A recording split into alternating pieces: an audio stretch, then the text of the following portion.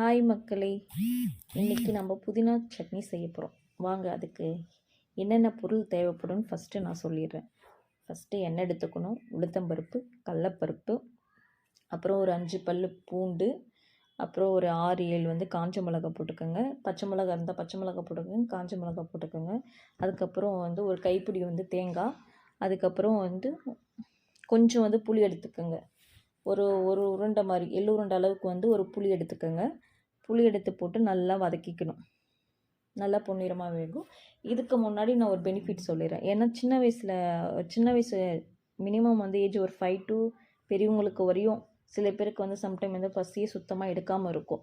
அதுக்கு நம்ம இந்த புதினா சட்னி நம்ம செஞ்சு சாப்பிட்டோன்னா அடிக்கடி ஒரு நாளைக்கு 5 டைம் சாப்பிடுவீங்க, அவ்வளோ பசி எடுக்கும்.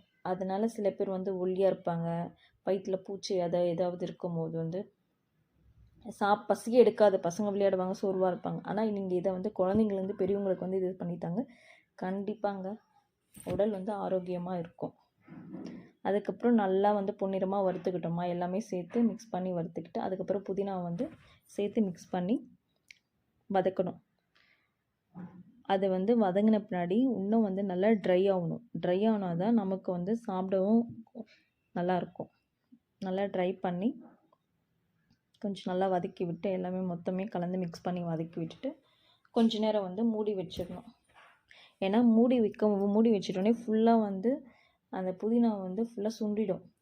சுண்டிட்டு ஃபுல்லாக இது மாதிரி நல்லா சுண்டிடும். கொஞ்சம் சால்ட் ஆட் பண்ணிக்கணும். ஆட் பண்ணிக்கினா க்ளீனாக சுண்டிடும். கொஞ்சம் அப்போ தான் நமக்கு நல்லாயிருக்கும்.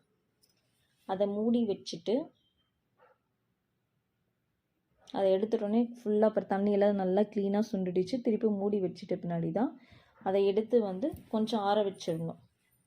ஆற வச்சுட்ட பின்னாடி நல்லா கொஞ்சம் ஹீட்டெல்லாம் போயிட்ட பின்னாடி நல்லா ஆற வச்சுட்டு மிக்சியில் நல்லா போட்டு க்ளீனாக அரைக்கணும்.